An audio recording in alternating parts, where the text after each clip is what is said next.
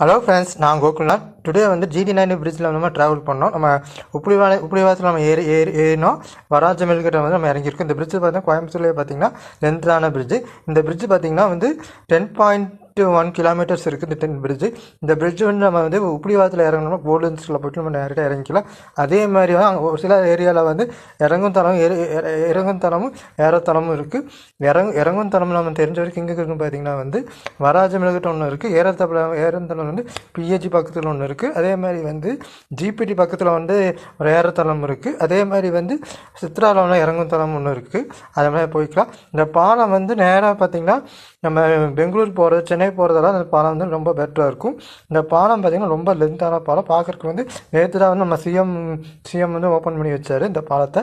இந்த பாலம் ரொம்ப லென்த்து. இந்த பாலத்தில் வந்து நம்ம ட்ராவல் பண்ணுறதுக்கு வந்து பார்க்குற நல்லா இருந்துச்சு, சூப்பராக இருந்துச்சு. இந்த பாலம் வந்து கோயம்புத்தூர் இருக்கிற லென்த்தான பாலம் இது தான். நம்ம யூஸ்